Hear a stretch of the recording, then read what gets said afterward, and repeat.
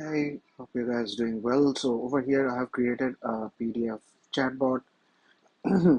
Here, what you can do is you can upload your document over here. This has been created via RAG system, and the backend has a Groq LLM API. Now, what you can do is you can just go ahead and upload any PDF documents over here, and that PDF document then will be uploaded inside the knowledge base, and you can go ahead and ask your questions regarding the PDF, and yeah, it will show the relevant answers. This is totally a RAG chatbot. So let me quickly show you a demo of this chatbot, and then I will show you the backend and how I have created it. So quickly, let's go ahead and upload HR policy manual PDF I have over here. Let me open this one, and once this is uploaded, it will be saved to your app data. And you can just click on add to knowledge base. And what this does is this is ingesting the data, the PDF. It is seeing all the data available inside the PDF, reading all the data. Then it is going and chunking.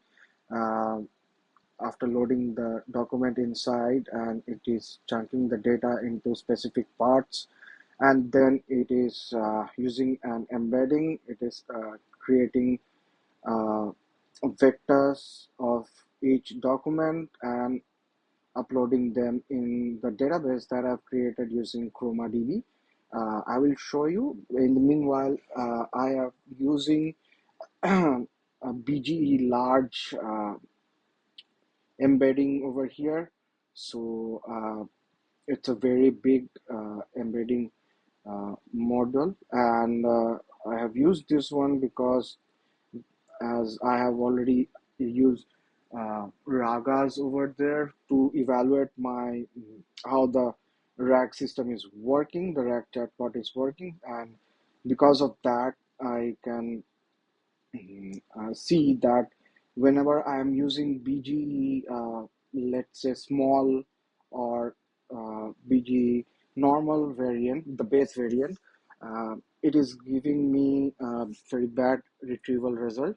So that's why I have opted to go for BGE large, and because that's a very big model, uh, and because it is running in my local system, specifically in Docker, I have uh, used Docker over here so that I can initialize the app front end and the back end both using Docker. So yeah, it takes some time. So let's wait for this to get updated, and then I will show you how the question is working, right? This is the data is getting ingested. Let's go ahead and show you the Docker log. So you can see we are here.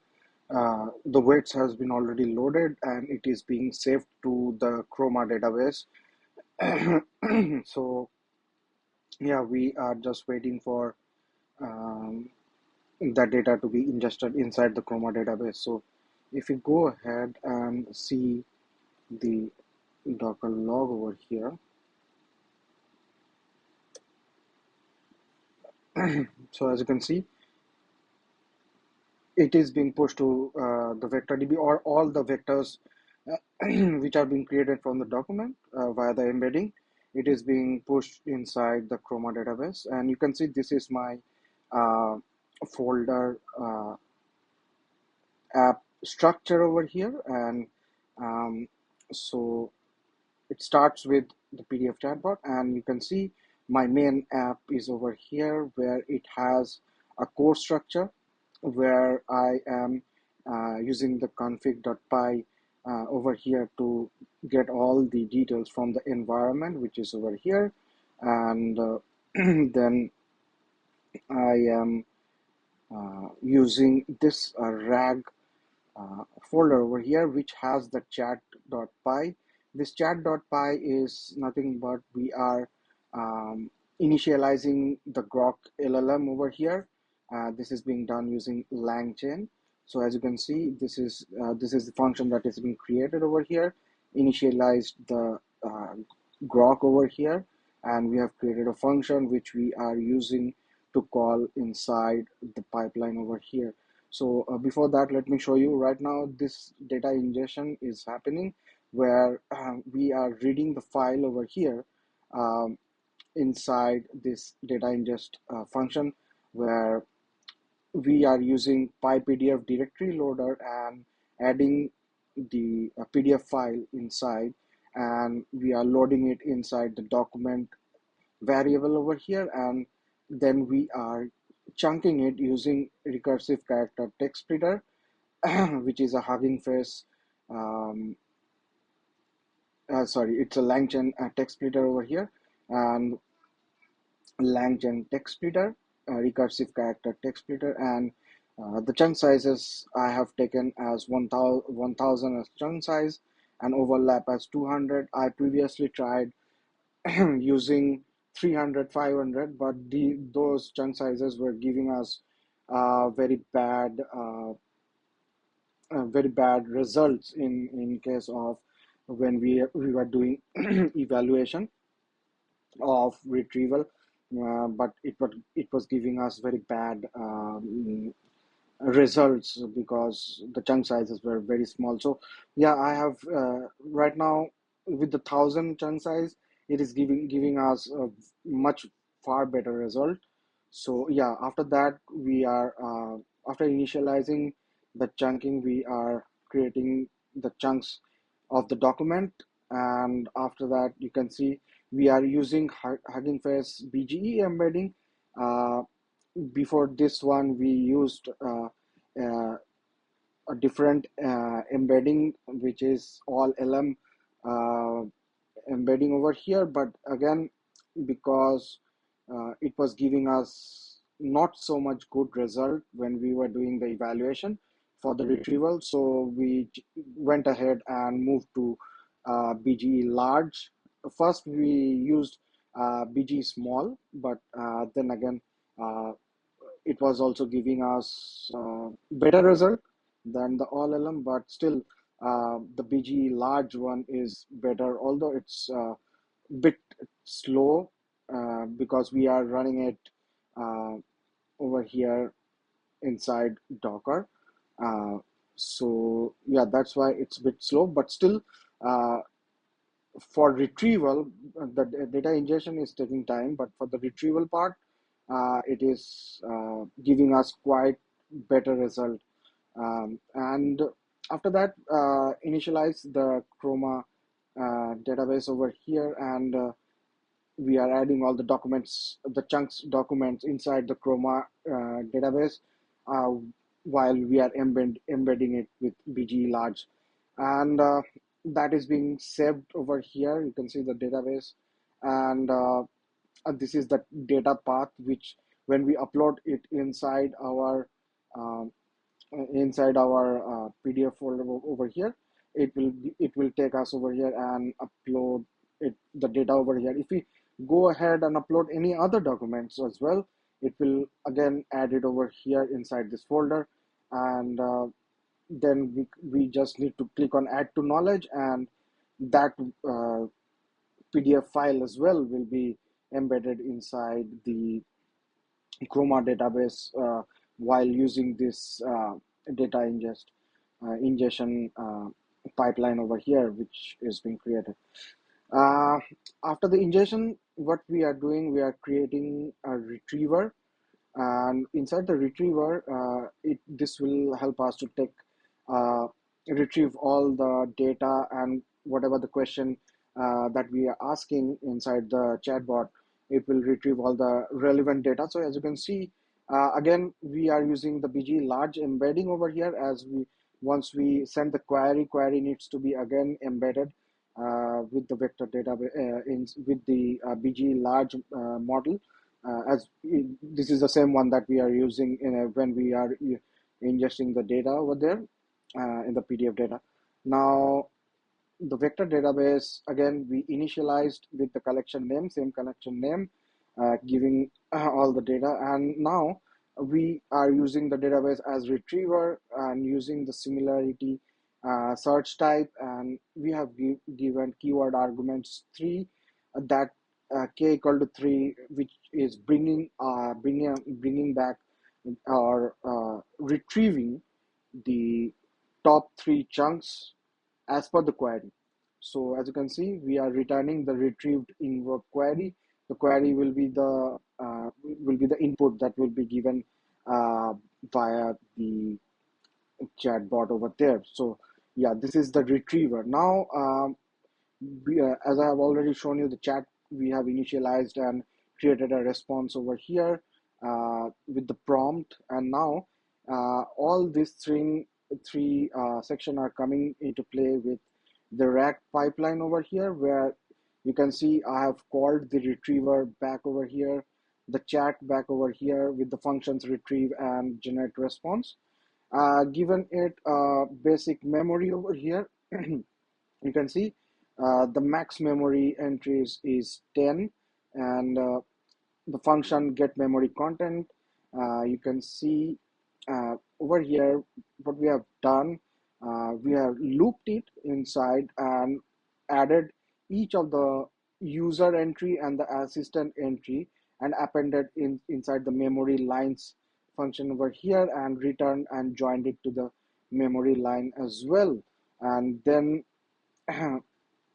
you can see the function ask question, where once we input the question inside the front end, the function is also called inside the front end as well. I will show you that again. Whenever the question is coming through, it is going inside the docs retrieve function, which we have called over here. It is calling the retrieve pi, and it is going inside and retrieving all the data over there. So yeah, it is retrieving the question over here, and then as we are bringing back the top three relevant chunks, we are using context variable over here and joining all the documents, the retrieved documents over there, and also kept the memory constant. Now added the prompt. Inside the prompt, you can see it's a basic prompt that I've given. Still, it is working far better, as I will show you the evaluation as well. So you can see the responding. You are an AI assistant responding to the question. Use prior conversation memory to keep continuity. Only provide response to the question. Previous context. So this is the memory context, and if the memory is blank, I have given a none option as well. This is the context. This is the one that we are retrieving the top 3 chunks which is being sent over there, and this is the question that is being input inside the chatbot. So and the format answer is given so that it gives us the perfect answer over there. Now you can see the response variable has the generate response. This is the LLM that is being called, and you can see the prompt. We have already mentioned all the basic prompt over here, added the context of the question and the memory over here, and sending it back to over here the generate response, which is the LLM, and this will be sent to the LLM. I am using Groq over here. Many people use OpenAI and Gemini and different models as Anthropic model as well. Groq, I am using uh, Llama model over there. Llama Versatile. I will again show you over here the exact model I am using. If you go to the environment, you can see Llama 3.1 8 billion instant. This is the one that we are using. Again, if you go back to our um, RAG pipeline over here, you can see once we generating the response with the prompt over here, that we retrieve the data, the context and the question that we are asking. So then we are sending it to the chat memory. We are appending the question and the answer response as well, because we will be getting the response from the generate response LLM, and then a function over here as well. If the max memory entries is reached, we need we will be removing the 0th memory, the first memory that is ours. Let's say I have said hi to the chatbot, and it is the first memory that it has. So once it reaches the 10 memory entries, it will remove the first memory over there, and then we can have the next chat. That means the rest of the 9 chats after that will be present with the new one that will be appended over here. So this is the logic that I have added over here for the RAG pipeline. This can be increased. Then again, I kept it to 10 because of size. Then the next step I am thinking about using a different database connected over here, so that we can use that database and save the memory, let's say up to 20 or 30 memory entries, so that it can have a large uh, memory available to them, to the LLM, so that it can retrieve that memory. But then again, uh, we have to keep in mind the memory constraint and also the tokenization, because in that case, if we retrieve like 20 memories, then what will happen, it will have very huge number of memory context.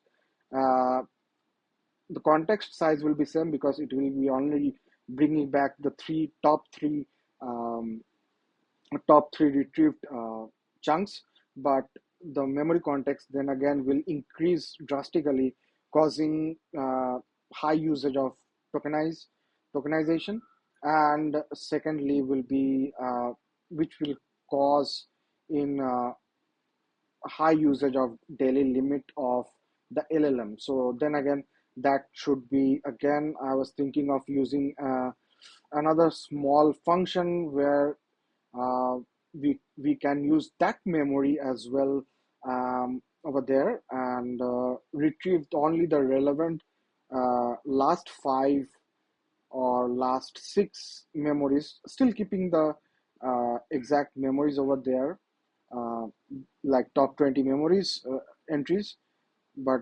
retrieving only the last 5. And if that last 5 memory is not relevant to the query, then again we can go ahead and use a another LLM over here, which can go ahead and find out the exact memory which is required for that. So that's a different approach, but I thought to push that approach over here as well. I will be looking into that as well. Anyways, coming to, we are returning back the question, the answer, and the um, memory context as well over here. So now this is bringing back all the data, retrieving all the data from the PDF file, generating response via LLM, and it is ingesting the data. It is retrieving the data from that database Chromadb that we have. The RAG pipeline is using all those functions, all those model, and with the memory, it is retrieving and having the prompt, and it is generated in a response exactly for uh, the response that we have, that is required for the input that we have given. So yeah, that's the whole process. As I have shown you the RAG folder as well, config one I have already mentioned, and then we have the FastAPI main pie over here. We are calling the base model to have the question and initializing the FastAPI. Then again, we are calling the RAG pipeline over here, ask question and chat memory, and the data ingestion, so that we can go ahead and implement that using the API. So you can see the home, it is just viewing that the API is running successfully or not. And after that, we are going ahead and giving it uh, the slash data, where we are using the data ingestion function model over there, which is, we already have that created inside the RAG folder, data ingestion.py. We have called it for the slash data, um and after that, for the chat, this is where we are chatting with the LLM, You can see in this one we already defined a function like named ask a question, and you can see the result. We are asking the question using the query over here and then sending it back as a result. Now, two more methods that I've added is the memory reset in case it holds a memory. In case you don't want the memory, you can just reset the memory. You can see it is clearing out all the memory. And get memory is also one of the function that one of the uh, endpoint that I've created over here, where it will show all the chat memory over here. So yeah, these are the API that has been created over here. Now, after that, let me show you the front end as well. So as you can see, I have containerize all them inside Docker. So I have created a Dockerfile API. This one is creating an image of a Docker file for the API, and this one is creating an image for the front end as well. So if you can see the Dockerfile API using a slim model for 3.1 to Python, because it is causing, it will give us a not so bloated Python framework for us to work through, and size can be limited over here. So then uh, just taking out the requirement and installing it, and also then I copying all the details over there back to Docker, exposing the 8000 port, and then we are running the UVCon and running the main app, and this will run the API. And for the front end, you can see again we are using 3.12 Slim, and again we are installing the requirement, copying all the app data to Docker, and exposing 8501 over here. Uh, Port, and then we are running the Streamlit over there inside the uh, Docker over here. These are the images that these are the Docker file which is creating the images. Now, the Docker Compose file is also created over here. We are using two services, the API service and the Streamlit service, you can see. So now you can see we are taking the Docker file image over here for the API, giving a container name. Again, the ports is over here is shown 8000. We are having the environment file shown, and the volume is shown inside slash app, and restart is given as unlet stop. So again, inside the Streamlit, the image file over here is Docker file Streamlit over here, and container name, the port 8501 is mapped over here, and depends on is the extra field that is giving for depends on API. So yeah, these are the Docker setup that we have added over here. Now, uh, let's go ahead to the front end and show you. So inside the front end, you can see, so firstly, we have created a base directory over here so that we can have uh, context of where we are.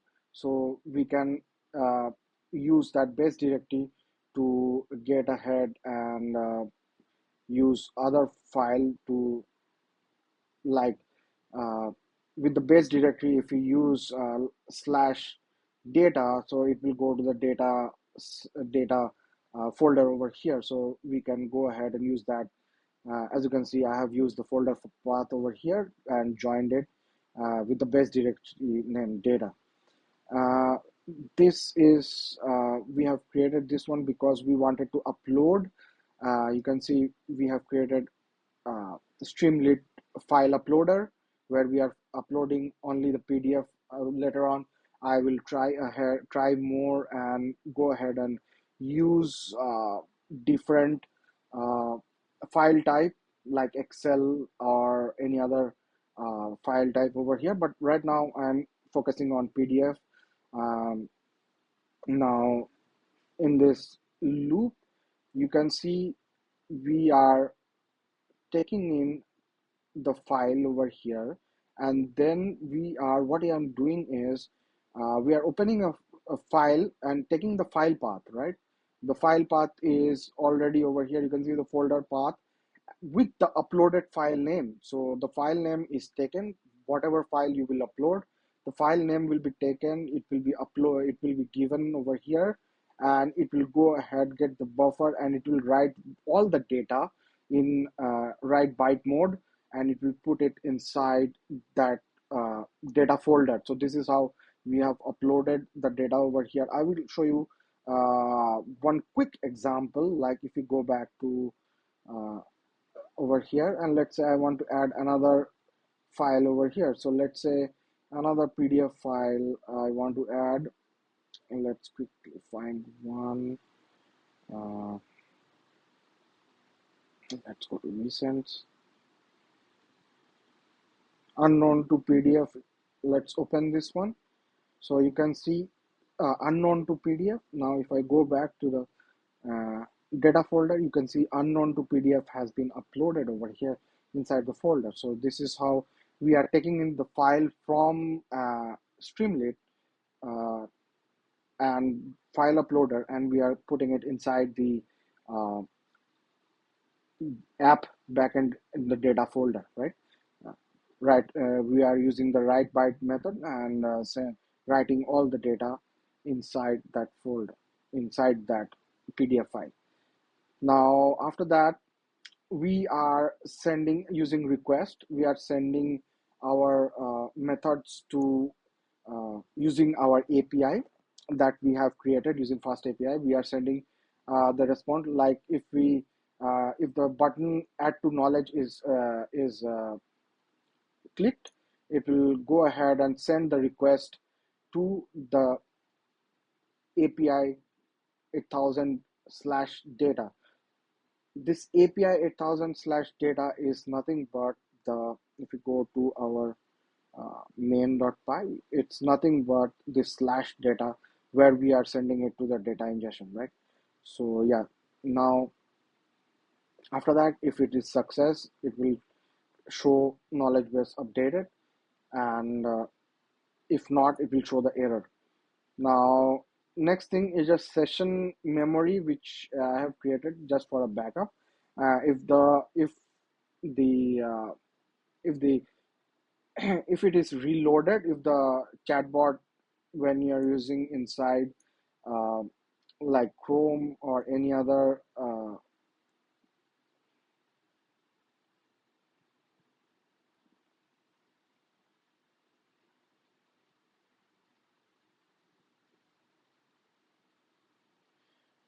if you use that in Chrome or any other browser, it will go ahead and reset the memory once you reloaded the page, right? After that, you can see inside the chat input function, which is this one, we are inputting the chat. So this is where we are using the question, sending it to back to uh, the retriever, the LLM that I have just shown you. The prompt is being updated with this question. Once the user inputs this question over here, it will be sending to the LLM, and inside the rack pipeline, it will go ahead, use that question as a prompt inside the prompt and send it to the LLM, back to the LLM, and it will give us a response using all the details that we have, right? Now, this is the chat endpoint that we have created. So if you go ahead inside the main, you can see the chat which is calling the LLM as well with the questions, all the details, and the retrieved data. It will go ahead and chat, and we are requesting a post method and sending the payload uh, over there, whatever the question is. And once the API is hit, it will go ahead, use our functions that we have created, the retriever pipeline, and go ahead and use that retriever pipeline and use the LLM and send all the data back, right? The response back over here, and it will show us inside the message. So yeah, this is the setup, and also we have the evaluation set over here. You can see we are using RAGAS Evaluate, and also we are using the same embedding uh, so that we can evaluate the correct functions. So the metrics that we are using over here is faithfulness, answer relevancy, context precision, and context recall. So, and these are the few questions or of evaluation data that we have taken from the PDF that I uploaded, so that we can get that evaluation correctly. So you can see this is a question, and the ground truth contains the specific words which will be retrieved from this question. So this will show all the evaluation, the relevance answer, and the precision recall will be done over here, and it will show us all the details. And also I have imported all the required pipeline. You can see the RAG from RAG pipeline. I have ask question function I have called over here. The Groq LLM is called over here, and embedding wrapper.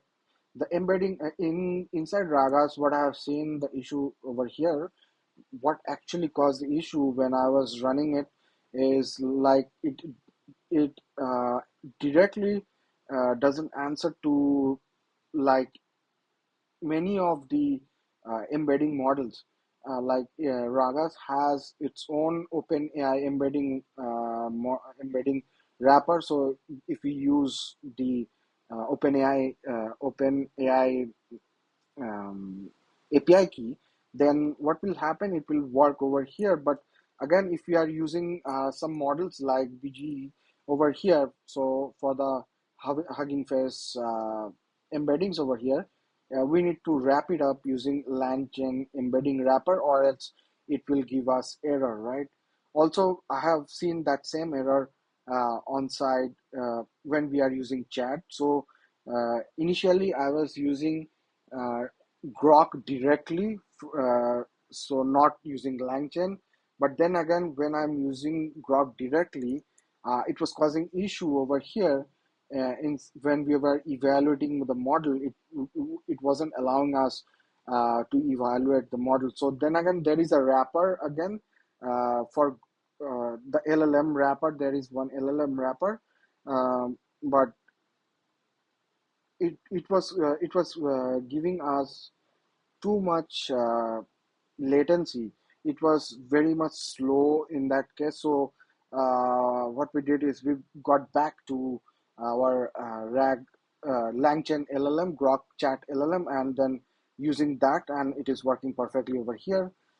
So that's the case, and you can see this is the function where we are going ahead and adding the data set, appending the data set using the question, and then um, we are evaluating using faithfulness, answer relevancy, context precision, and context recall. And max worker 2 is because initially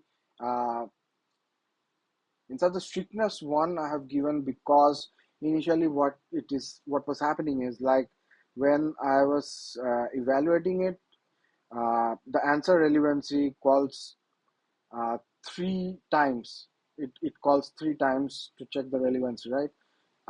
But Groq only responds 1 time. So answer relevancy can be done using OpenAI 3 times, but because I am using Groq and it responds only 1 time, so I have given a strictness of 1. And Max Worker 2 helps us to evaluate it better, because what I have seen, once it was evaluating and the first 3 relevant data, then again for the fourth one it was getting timed out, but still it was showing us the perfect response to the metrics, but only for the top 3, not if we are using 5 questions or 6 questions, it was not giving us that much better precision, right? So that's why I used max workers over here, so that it doesn't time out, and it goes ahead and evaluate the model, evaluate the RAG system perfectly over here. So one quick change I will do over here. We are still using base, so we will be using large model over here. And another one is the last question I would like to remove. Just was testing with that. Anyways, so now we are all ready. So now let me show you the demo over here because knowledge base is updated, right? So now I have a quick question. Let's take the question over here. Uh, what is salary payment policy, right? If you take this question and ask over here inside the chatbot, and it will go ahead, you can see in the backend, we are sending it to um, it is going ahead. Whenever I ask the question, it is going ahead sending it to the embedding model, the retriever model, and it is being embedded. Then once this is embedded, it will go ahead and retrieve the data and then send to the LLM, and then it will give back the response. You can see the response is given perfectly over here. The salary payment policy is as following. You can see these are all the details available inside our um, document over here. So let's quickly ask the bot over here, what is summarize in short, what is the uh, what is the PDF about. So once again, I send this data to the LLM, and this will again go ahead and retrieve all the details and give us the response. So let's wait for that. You can see the PDF appears to be a document outlining the rules and regulation of a scheme or agreement between the corporation and its member. It covers topics such as eligibility, evidence, age, and health. Let's ask, what is the document name and what is the document aim, right? So again, let's wait for the response. It's going back, asking the question, seeing all the relevant data. You can see it got giving us the response. You can see it gave us the exact document name, HR Policy Manual 2023. Document aim appears to be comprehensive guide outlining the rules, regulation, and policies of the Indian Institute Management of Ahmedabad for its employees, covering various aspects of such employee benefit, salary, housing benefit, other HR related matters. So you can see, yeah, this is the exact PDF I have downloaded uh, from uh, from their website, so that I can go ahead and use that PDF to check this out. And let's ask again, like, what are employee benefits, right? So once again, it will go ahead inside the LLM, retrieve all the data, check the relevant data, and respond over here. You can see receive the response. Employee benefits are not explicitly mentioned.